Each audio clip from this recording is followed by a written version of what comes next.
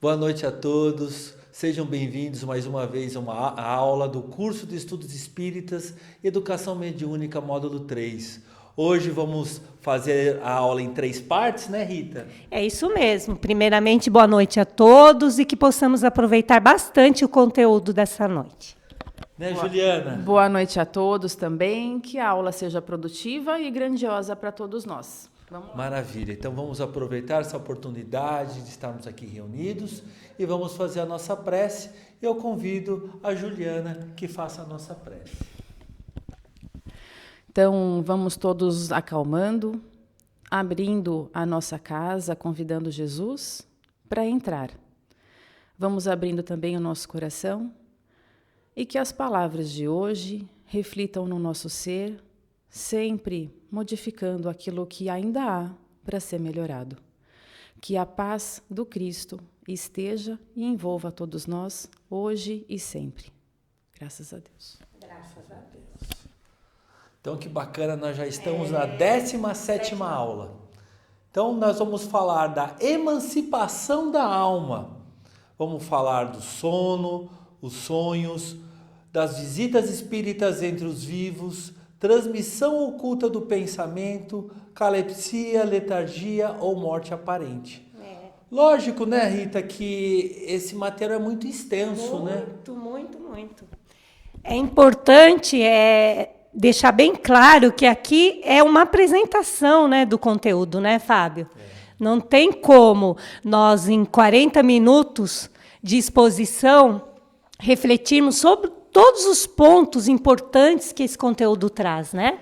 E Juliana, como é importante não só nós prestarmos atenção na aula, mas também olhar o nosso conteúdo no Google Sala de Aula, né? Sim, lá a gente encontra muito material, ele é muito elucidativo, produtivo e olhando de pouquinho em pouquinho, também não precisa ser no mesmo dia, mas olhando um pouquinho cada vez, a gente consegue compreender um pouco mais sobre esse tema tão vasto que nós vamos ver hoje.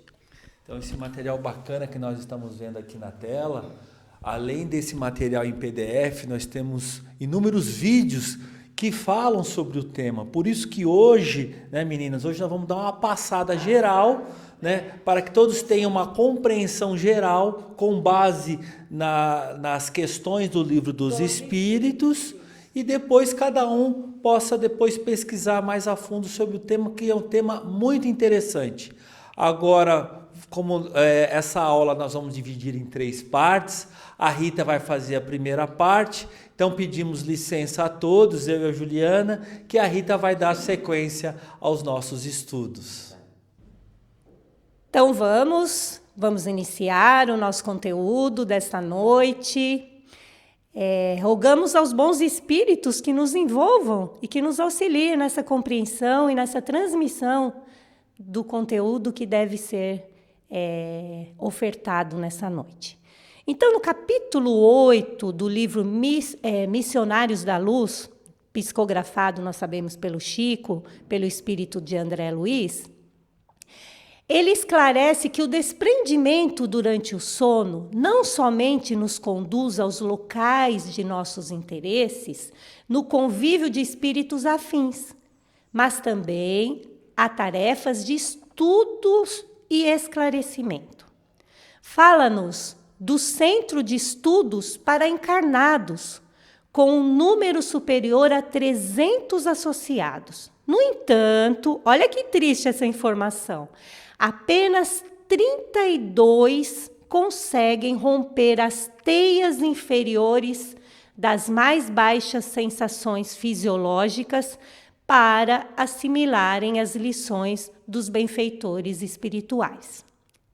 Vale a reflexão, porque o meu tema, né, o assunto que eu vou abordar nesses minutinhos iniciais, vai falar sobre o sono e os sonhos. A nossa importância, né, de estarmos preparados, o corpo descansando através do sono e os sonhos que são as nossas vivências espirituais. Esse conteúdo está no capítulo 8 do Livro dos Espíritos e conta com 24 questões que é o tema da nossa aula de hoje, né, das nossas reflexões.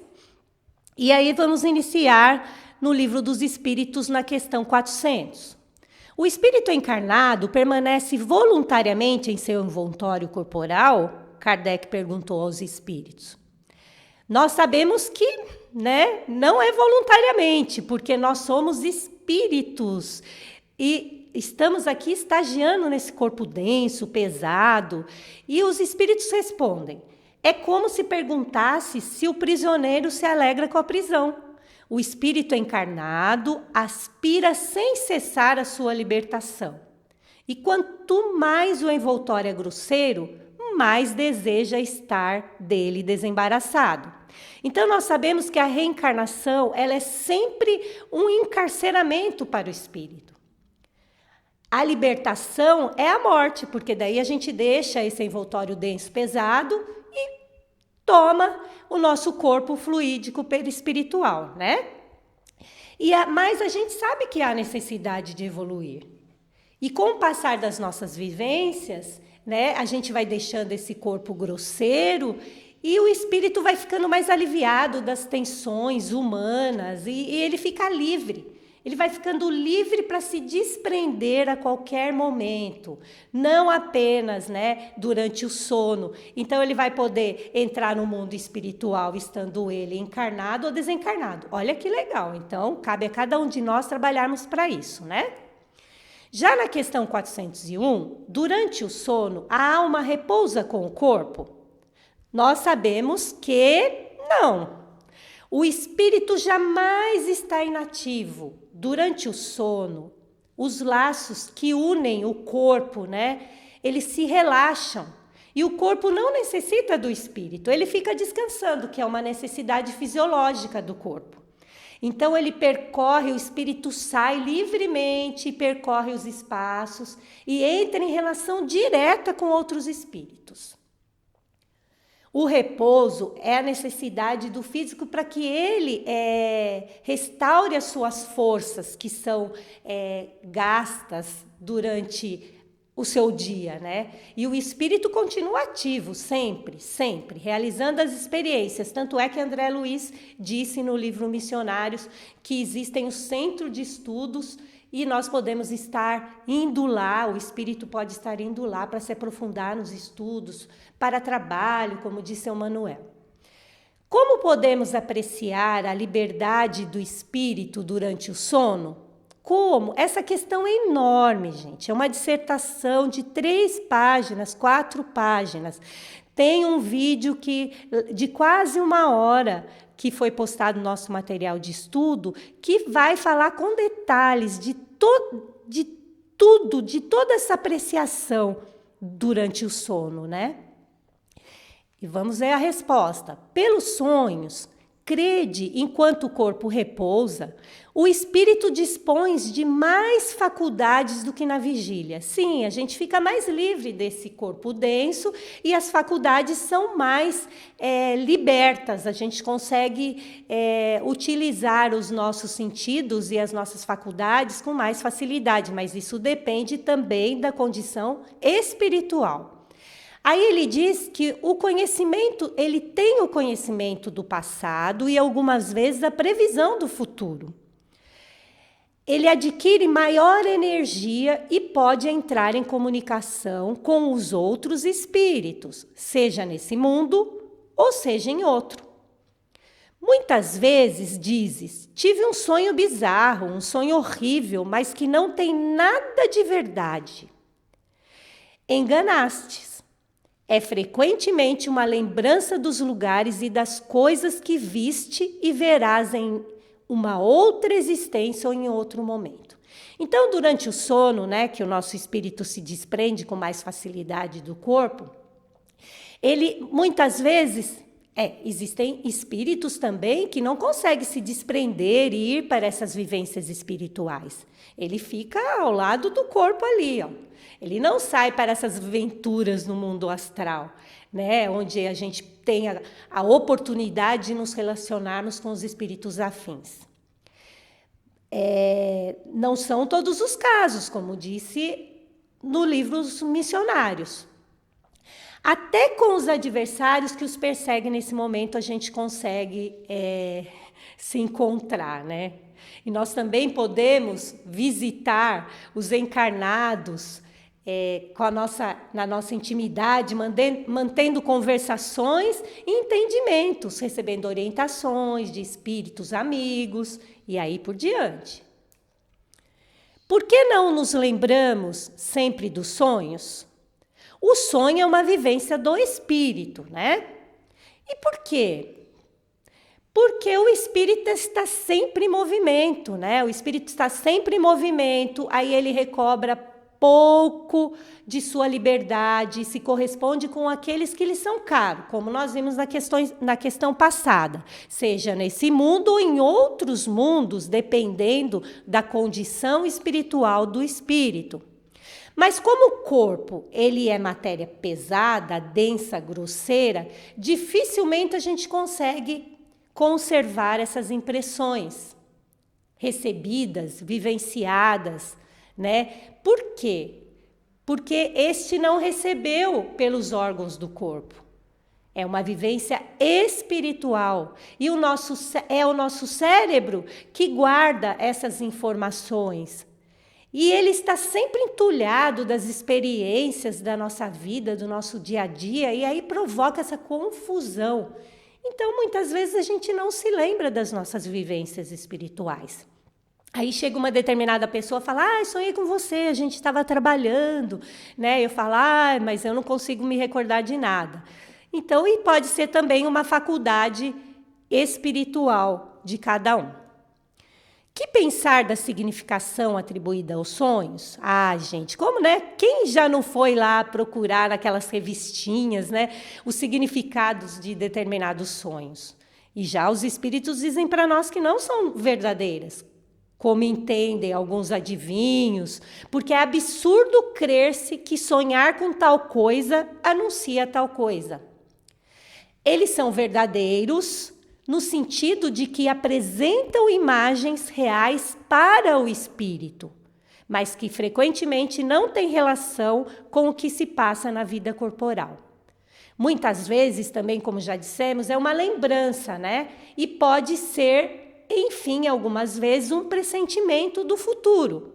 Mas e se isso fizer parte do nosso plano, do nosso processo de evolução? Aí Deus permite ou a visão do que se passa nesse momento ou em outro lugar para onde a alma se transporta. Vamos lá, o pressentimento do futuro, se for permitido, como está dizendo aqui. Continuando. Aí ele fala, não tendes numerosos exemplos de pessoas que aparecem em sonho e vêm advertir seus parentes ou seus amigos do que lhes acontecem, né? Muitos vêm, a gente se recorda, nossa, conversei com a minha mãe, ela me deu tal informação, orientação, me alertou sobre determinado ponto. Então, ele diz que isso não pode ser considerado uma imaginação, né? Porque tendo em vista que você nem pensou nisso durante a vigília, tá? Que essa coisa não esteve de modo algum em nosso pensamento. Dando continuidade, vê-se frequentemente em sonhos coisas que parecem pressentimentos e que não se cumprem. De onde vem isso? Aí ele diz que eles podem se cumprir para o espírito, não para o corpo.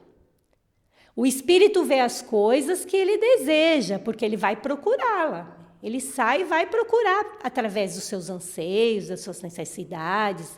E é preciso, como ele diz aqui, não se esquecer que durante o sono, a alma está sempre mais ou menos sob a influência da matéria.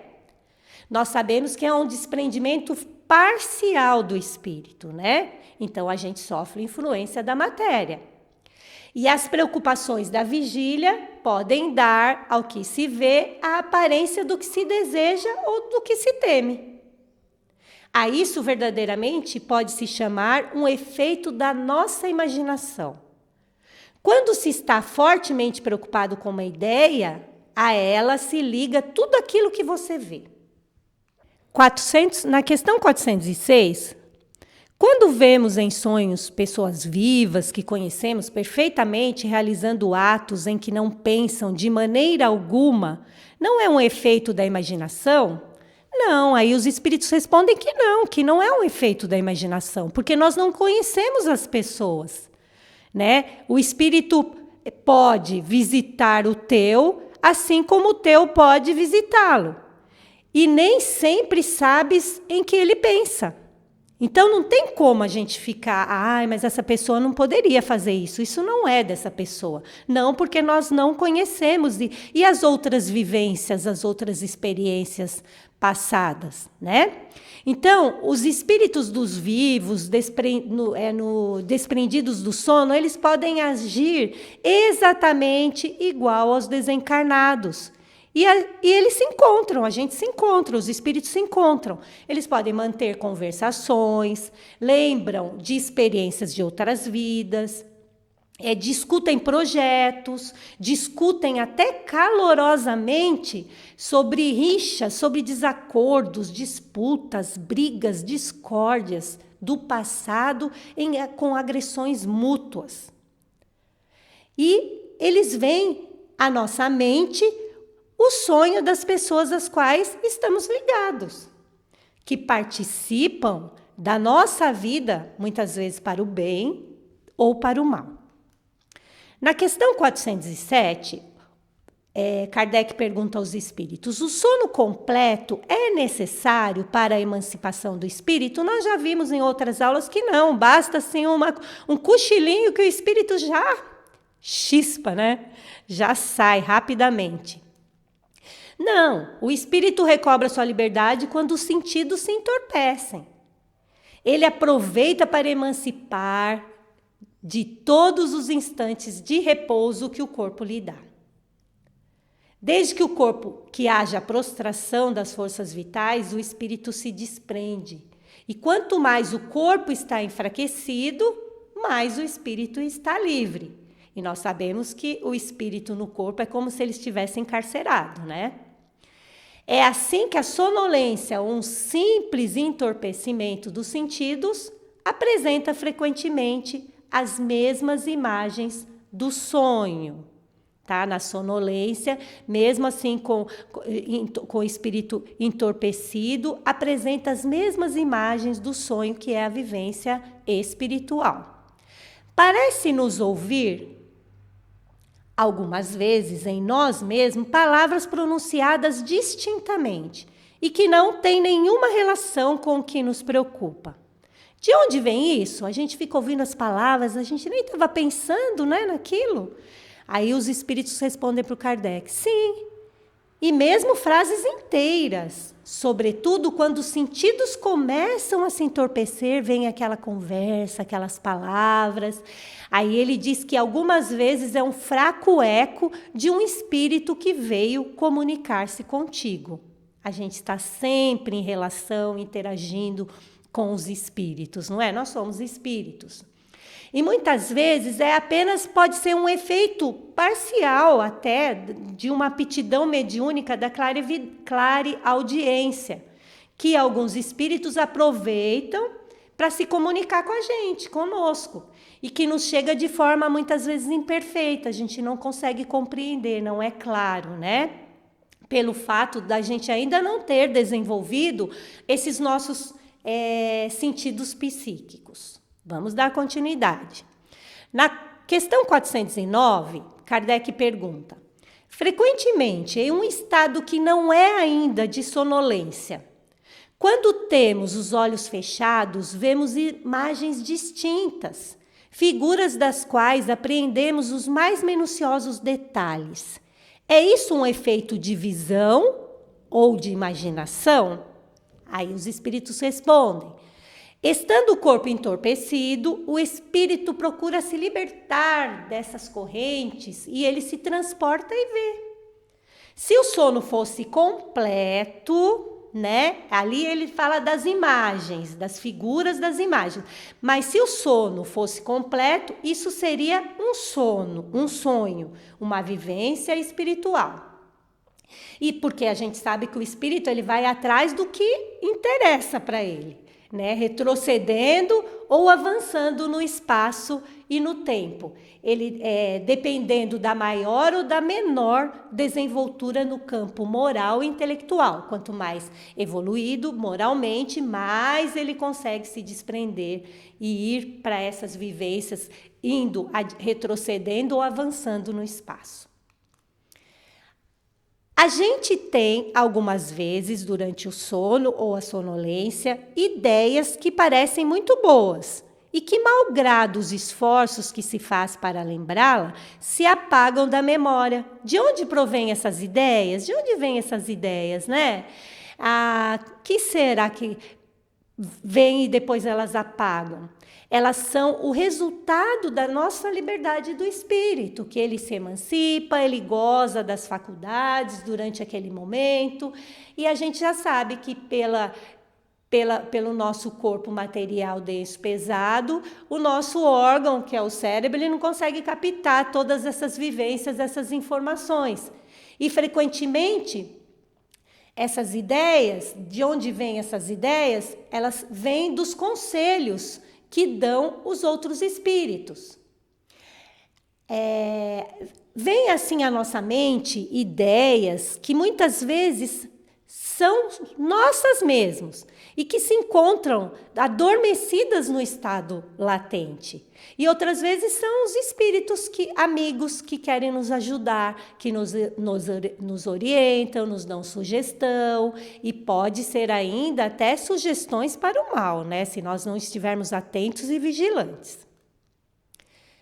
De que servem, então, essas ideias, esses conselhos, uma vez que se perde a lembrança e não se pode aproveitá-las? Essas ideias pertencem, algumas vezes, mais ao mundo dos espíritos do que ao mundo físico. Então, se a gente não consegue aproveitá-las, mas com mais frequência, se o corpo esquece, o espírito vai lembrar e ele vai reviver no instante necessário, né? Essas orientações, essas informações virão como forma de inspiração no momento oportuno. Na questão 411, o espírito encarnado, nos momentos em que se desliga da matéria e age como espírito, conhece a época da sua morte? A gente sabe que, né? Frequentemente, não. Ele pressente, né? Ele não conhece, ele pode pressentir o momento da morte. Algumas vezes tem plena consciência, e é isso que no estado de vigília lhe dá a intuição. Daí vem o fato de certas pessoas preverem algumas vezes sua morte com grande exatidão, né? A gente tem uma vaga intuição. Herculano Pires, há um tempo antes dele desencarnar, ele sentiu a necessidade de escrever e escreveu rapidamente alguns livros que auxiliam muito na literatura espírita. Então, ele previu, ele mesmo sentiu, ele falou, acho que já está chegando o momento de eu retornar à pátria espiritual, porque eu nunca escrevi tão rapidamente assim 4 obras. Então, isso pode ocorrer, mas não é dado ao espírito saber. Sim, ele recebe um vago, né? Um vago pressentimento. Agora, saber da data, horário, isso aumentaria o quê? Aumentaria a preocupação, a agonia. Já pensou a gente ficar esperando, sabendo que vai morrer amanhã, às 10 horas da manhã? E é vedado ao homem, porque muitas vezes a gente, até os últimos minutos antes da hora final, a gente tem condição de evoluir e a gente de aproveitar aquele momento, né? E muitas vezes o espírito trabalha incessantemente até segundos antes de desencarnar. Muitos desencarnam no próprio trabalho, né? Trabalhando. Então, vamos lá. Para encerrar essa parte, vamos para a questão 412.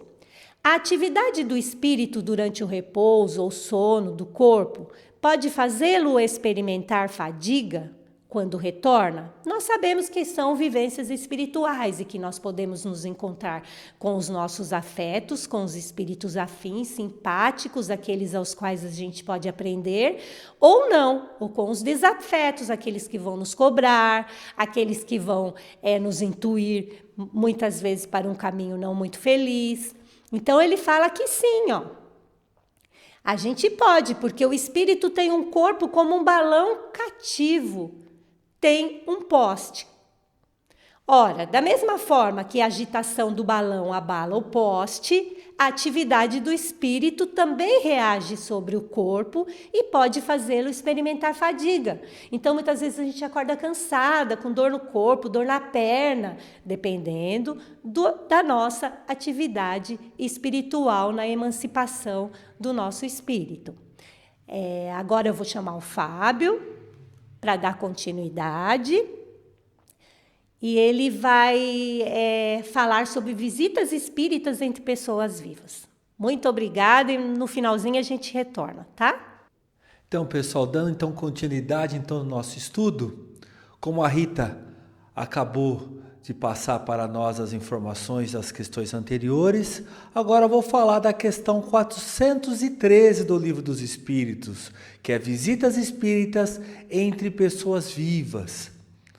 Então, a questão 413, Kardec pergunta, então, para os espíritos de alta hierarquia: do princípio da emancipação da alma durante o sono, parece resultar que temos uma dupla e simultânea existência, a do corpo que nos dá a vida de relação exterior e da alma que nos dá a vida da relação oculta. Isto é exato?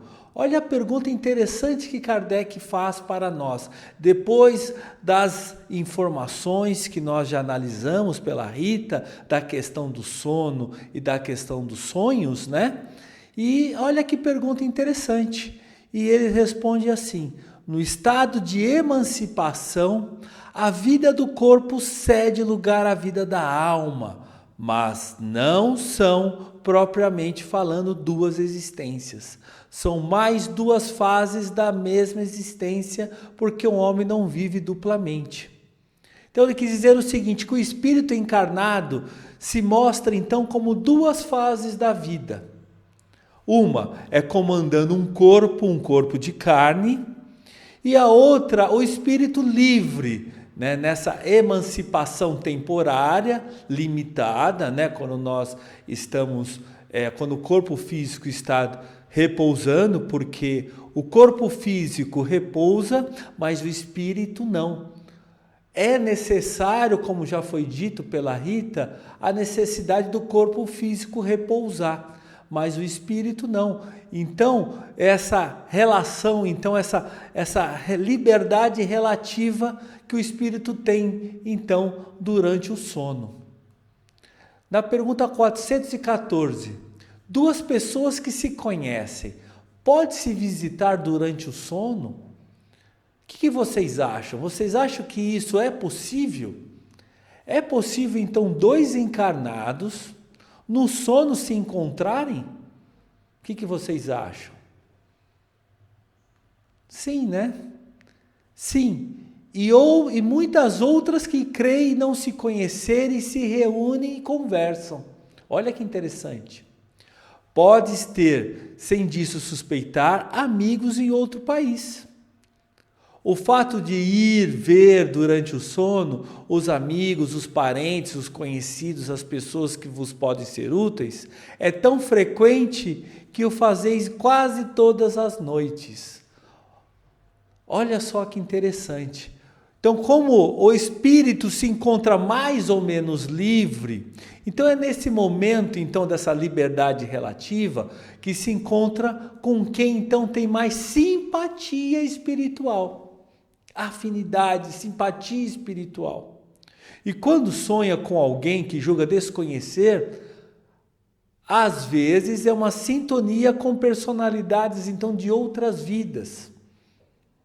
Nós trouxemos aqui um exemplo da Revista Espírita, porque nós, sempre que tivermos oportunidade, podemos jogar no Google, temos esse material em PDF, né? Então, na Revista Espírita do ano de 1860, no 3º volume, nós vamos verificar uma experiência realizada por Kardec, né?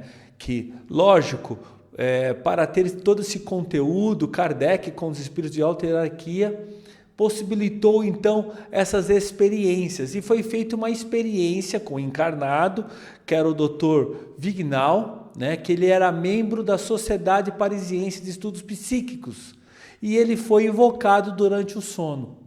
Então, durante o sono, ele foi invocado e deu a manifestação. Isso vocês podem olhar com detalhes, essa manifestação desse espírito encarnado na Revista Espírita, então, no ano de 1860, volume 3. Na questão 415, uma outra pergunta muito interessante. Qual pode ser a utilidade dessas visitas noturnas, uma vez que delas não nos lembramos?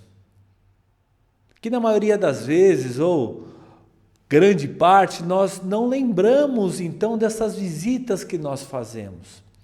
Então Kardec, né, ele fez essa pergunta para os irmãos e os irmãos responderam. Fica comumente ao despertar uma intuição que é frequentemente a origem de certas ideias que vêm espontaneamente sem que se explique e que não são outras que aquelas adquiridas nessas conversas. Olha que interessante.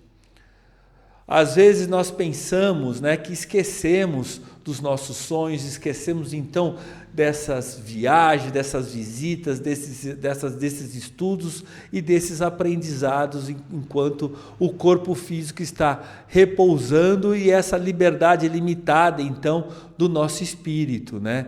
Nós não temos essa percepção às vezes direta desses conhecimentos adquiridos nessa experiência. Mas nada se perde, da obra divina nada se perde, meus irmãos. Então o que se aprende no plano espiritual vai gravar, lógico, maior intensidade no nosso corpo espiritual e vai passar então para o corpo físico esses conhecimentos que, lógico, que vai ser filtrado de acordo com as necessidades da nossa jornada, do nosso plano reencarnatório, das necessidades de colocar em prática, então, esses conhecimentos, chegando a nós, então, todos esses conhecimentos, através do quê? Através dos canais da intuição.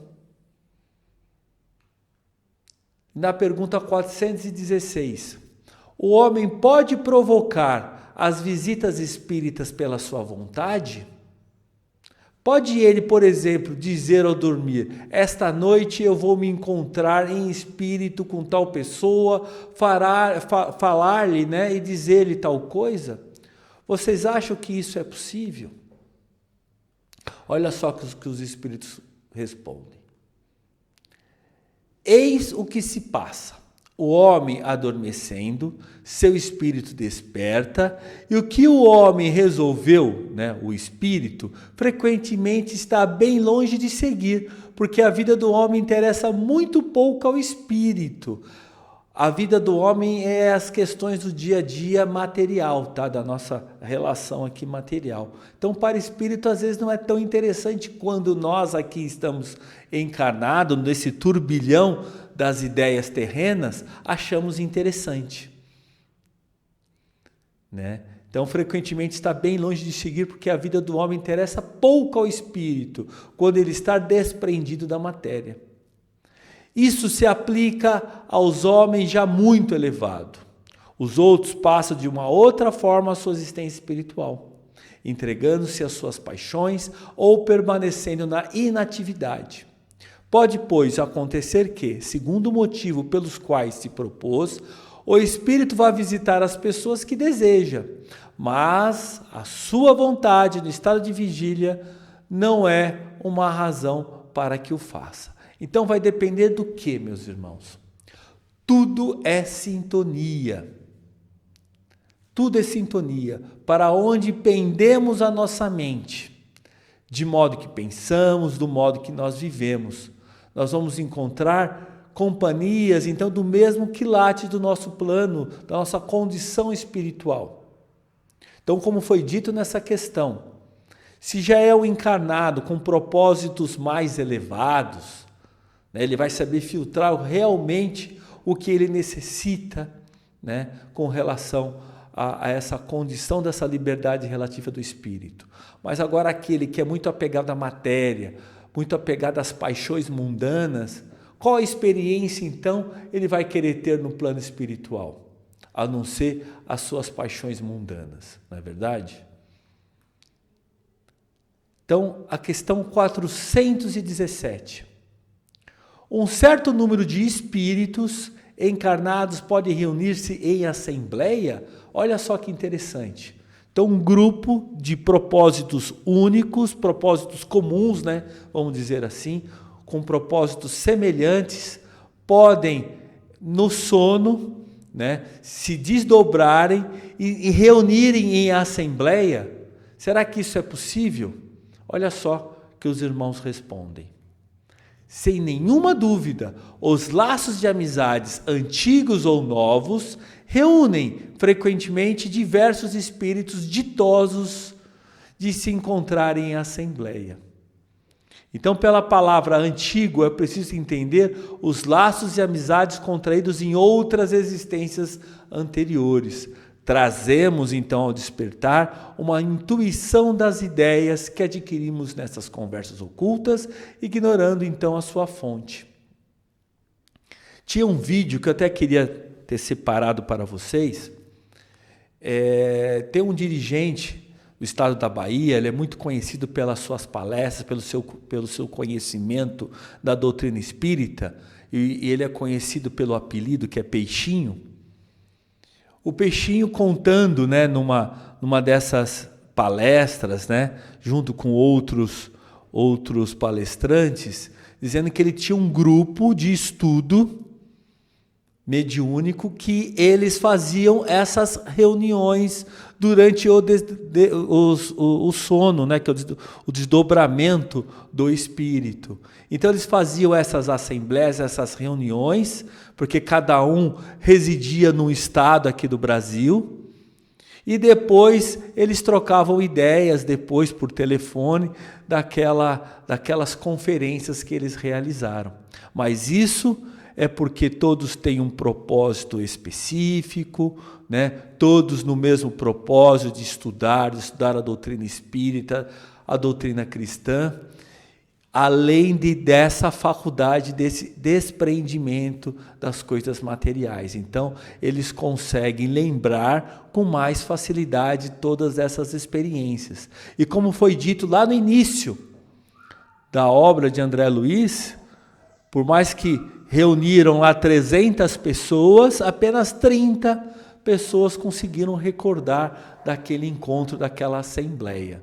Então vai depender muito, né, do seu ponto de equilíbrio, do seu estado emocional e da sua capacidade de recordar dessas experiências. Então, na questão 418, uma pessoa que acreditasse que um dos seus amigos morto, enquanto ele não esteja, poderia se encontrar com ele em espírito e saber assim se ele está vivo? Poderia, nesse caso, ter uma intuição despertar? Olha que interessante.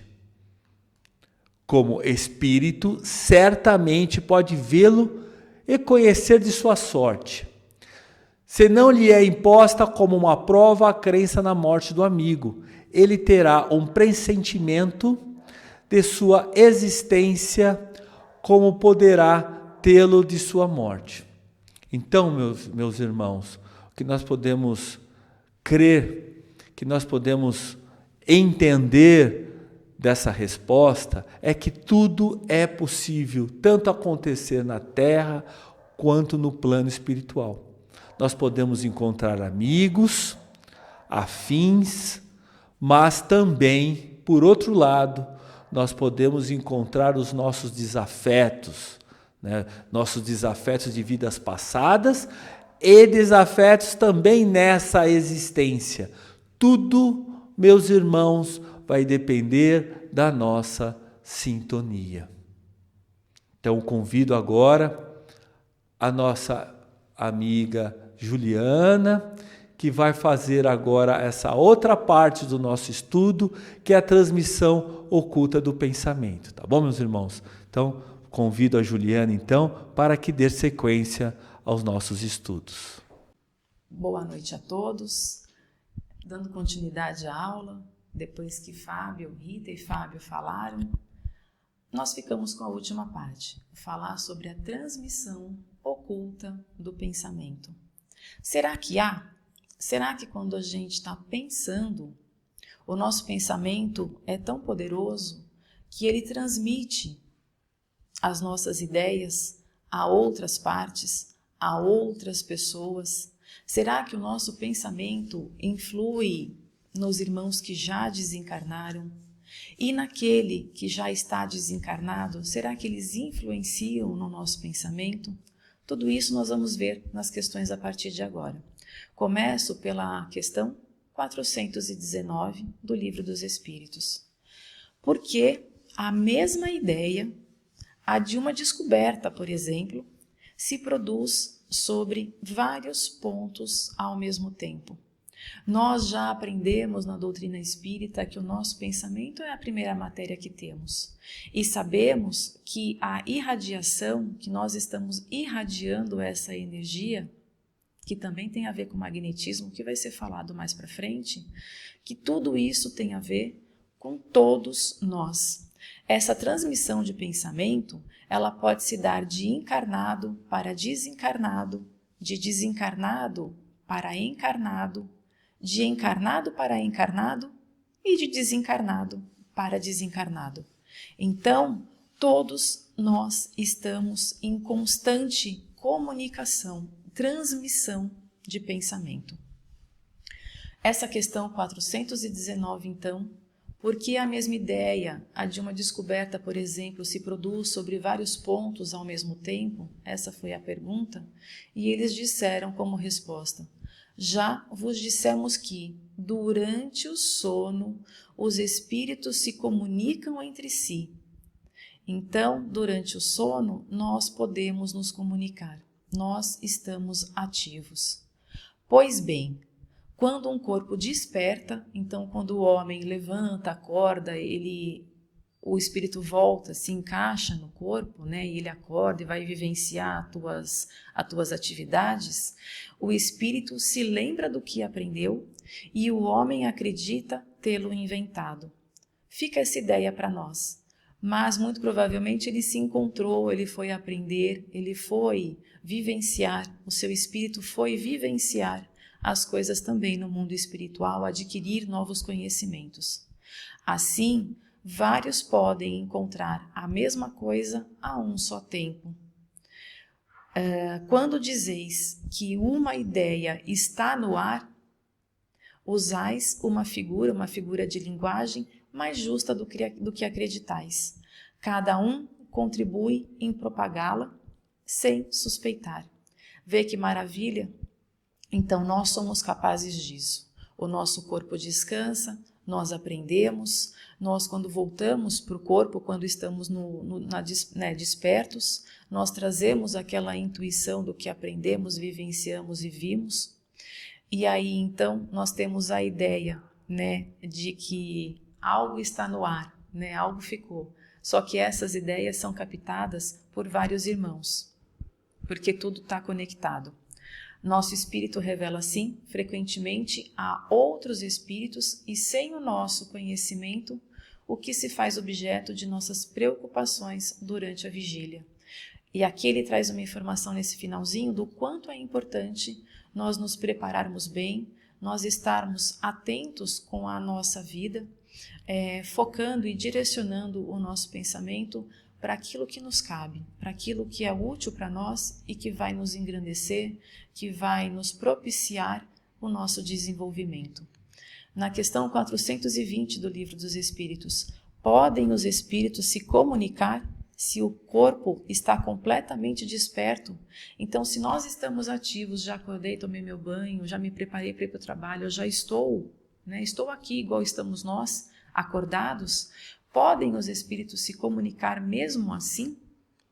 Eles respondem: o espírito não está encerrado num corpo como numa caixa. Então, sim, o nosso espírito ele está atento e recebendo todas as informações. Eu não falei que essa transmissão de pensamento ela se dá de encarnado para encarnado, de encarnado para desencarnado? Então, sim, mesmo quando nós estamos despertos, os espíritos podem se comunicar. Ele irradia por todos os lados. Bem verdade isso. E a doutrina espírita nos traz todo esse material.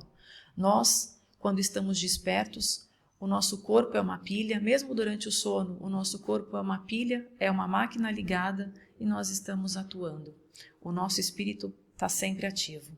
Por isso ele pode se comunicar com outros espíritos, mesmo no estado de vigília, mesmo quando ele está desperto, ele está acordado e ele está atuando, ainda que o faça mais dificilmente. Sim, porque o corpo encontra barreiras, para o espírito. Quando o corpo está descansando, o espírito ele se torna mais livre, e aí ele pode fazer o deslocamento dele, os aprendizados dele. Mas também durante a vigília é um pouco mais difícil, mas ele também pode fazer essa comunicação com o mundo espiritual e com os encarnados. E a questão 421, por que duas pessoas perfeitamente despertas têm instantaneamente a mesma ideia? E todos nós já passamos pelo menos uma vez na vida com essa situação.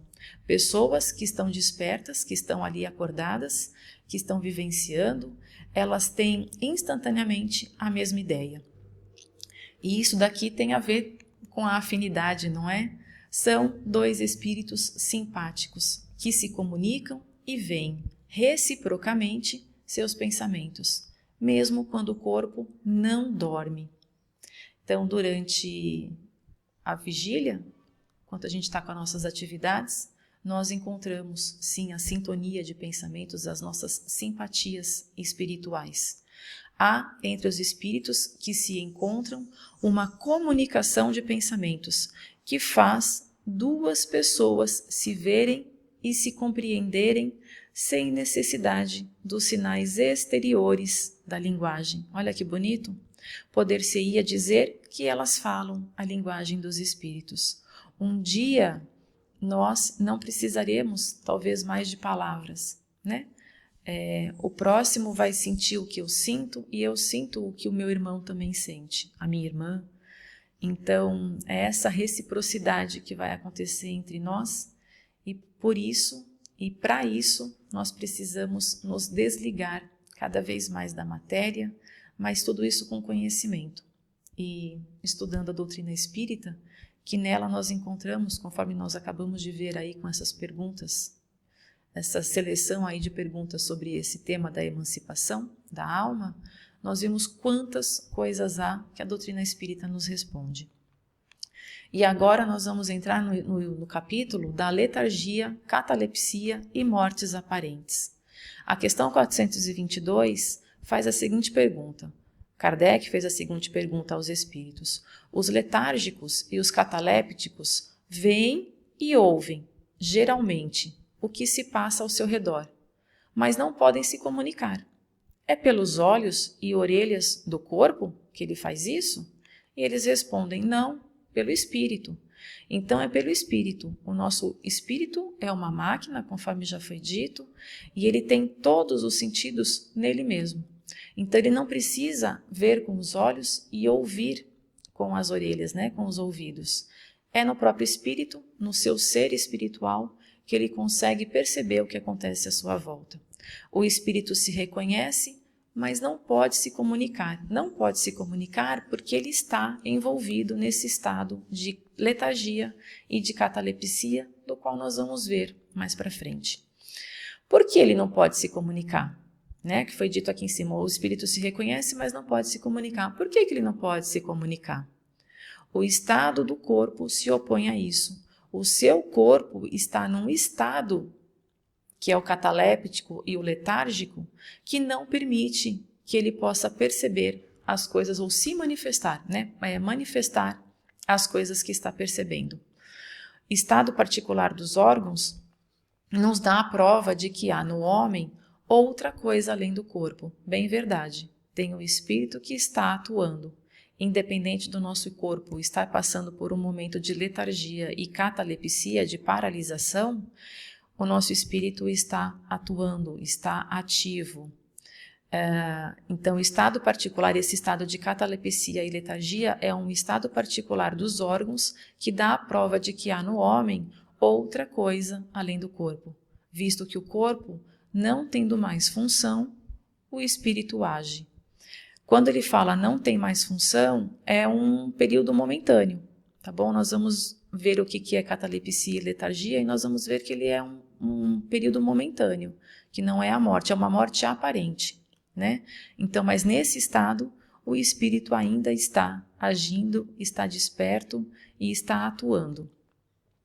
423. Na letargia, o espírito pode se separar inteiramente do corpo, de maneira a dar-lhes todas as aparências da morte e voltar em seguida?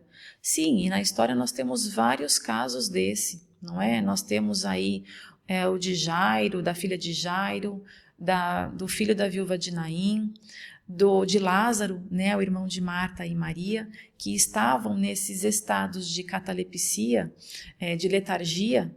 Lázaro foi no estado de letargia, em que ele voltou à vida. Então, ele pode se separar inteiramente do corpo de maneira a dar-lhe todas as aparências da morte e voltar em seguida? E eles respondem, na letargia, o corpo não está morto, ele está passando por uma situação orgânica em que ele está paralisado, mas ele não está morto, já que há funções que permanecem no corpo dele. A vitalidade aí está em estado latente, adormecido, como uma crisálida, mas não está aniquilada, não está acabada. Ora, o espírito está unido ao corpo, tanto que ele vive. Uma vez rompido os laços pela morte real e a desagregação dos órgãos, aí sim, a separação é completa e o espírito aí não retorna mais. Quando o homem tem as aparências da morte, retorna à vida. E retorna à vida é porque a morte não havia se completado. E aí, 424. Pode-se, por meio de cuidados dados a tempo, reatar os laços prestes a se romper e tornar a vida um ser que, por falta de socorro, estaria definitivamente morto. Então, o irmão sofreu alguma situação e está ali, em estado de quase morte. A gente consegue, nos cuidados que a gente dá àquele corpo, àquele irmão, nos cuidados a tempo, né, de forma rápida, assim, né, no tempo certo, a gente consegue reatar os laços que estão prestes a se romper, fica num fiozinho, né, uma situação muito tênue, muito fina entre a vida e a morte. Nós conseguiríamos fazer ele retornar à vida? Sim, sem dúvida, e disso tende todos os dias a prova. O magnetismo, e aí entra o magnetismo, que é a energia, que é a força, que é a energia capaz de doar, né, de um para o outro, doar àquele irmão, e nesse caso aqui encaixa muito bem o magnetismo que está em todos os pontos do universo. O magnetismo é, nesse caso, um poderoso meio, porque restitui ao corpo o fluido vital que lhe falta e que era insuficiente para manter o funcionamento dos órgãos. Então, quando o irmão está prestes está numa situação muito tênue entre a vida e a morte, sim, através do magnetismo, isso seria tema de outra aula, porque existem vários tipos de magnetismo, né? Então, a gente poderia depois abrir para isso. Nós poderíamos, através dessa transmissão de pensamento que todos nós podemos dar, e através também do magnetismo, que não deixa de ser uma transmissão, reatar os laços que estão prestes a se romper no irmão. Explicando o que é letargia e catalepsia. A letargia e a catalepsia têm o mesmo princípio, que é a perda momentânea da sensibilidade e do movimento por uma causa fisiológica, ainda inexplicada. Elas diferem uma da outra em que, na letargia, a suspensão das forças vitais ela é geral, ela pega completamente o corpo e dá ao corpo todas as aparências da morte. E na catalepsia, ela é localizada e pode afetar uma parte mais ou menos extensa do corpo, de maneira a deixar a inteligência livre para se manifestar, o que não permite confundi-la com a morte. Então é a morte aparente, não é morte. Porque a gente já falou no slide anterior que quando chega a hora da morte e os laços se rompem e há uma desagregação dos órgãos, não tem como voltar à vida, né? A letargia é sempre natural. A catalepsia é algumas vezes espontânea, mas pode ser provocada e desfeita artificialmente pela ação magnética. Magnetismo novamente aí nesse caso. Pessoal, voltamos, né, Rita? Voltamos. Voltamos para fazer o encerramento rapidinho. Eu já estava aqui. Então, nós vamos dar uma pequena introdução, que vamos fazer um convite para todos depois estudarem sobre esse tema, né, Rita? No capítulo 4 do Evangelho tem vários itens que explica direitinho com detalhes. Como esse conteúdo é muito extenso, nós estamos convidando-os a fazer a leitura, tá bom? E a gente vai só falar aqui um pouquinho sobre a ressurreição. E é bacana, né, Juliana? Tem várias passagens do Novo Testamento que falam justamente sobre a... Sobre a ressurreição. Na aula, nós já dissemos, né? A filha de Jairo, o filho da viúva de Naim e o amigo de Jesus, aí Lázaro, irmão de Marta e Maria. Legal. Então, ressurreição significa ressurgir no mesmo corpo físico, o que a ciência demonstra ser impossível. Pois após a dispersão dos elementos, como hidrogênio, carbono, etc., constitutivo do corpo biológico, impossível se faz a sua reintegração, uma vez que esses elementos retornam à natureza, né, compondo novos corpos. Então, dessa maneira, pode-se entender o termo ressurreição como uma figura simbólica, então, para a reencarnação. Então, nós da doutrina espírita usamos reencarnação, não ressurreição. Ressurreição. Porque ressurreição é ressurgir, né? Ressurgir num novo corpo. Tudo bem, Juliana? Sim, tudo bem, tudo bem. É aquela passagem de Jesus, né, que ele pega e fala que o que é do pó volta ao pó, né? Então, o corpo ele se desintegra, volta para a matéria, para o planeta da onde ele tirou aquela matéria para formar o seu corpo e vai gerar novos corpos. Então, aí, ó, a gente está sempre contribuindo. Nós estamos sempre contribuindo para a evolução do planeta. É isso aí. Bacana. Então, vamos encerrar a nossa aula. Espero que vocês tenham gostado dessa dinâmica, né, em 3 pessoas, comentando sobre as questões do Livro dos Espíritos. Em outras oportunidades podemos também fazer também em grupo.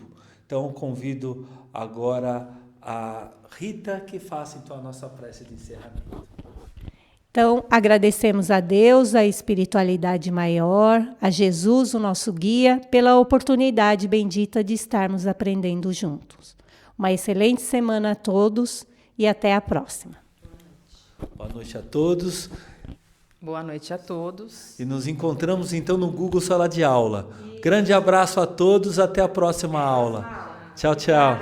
Tchau, tchau.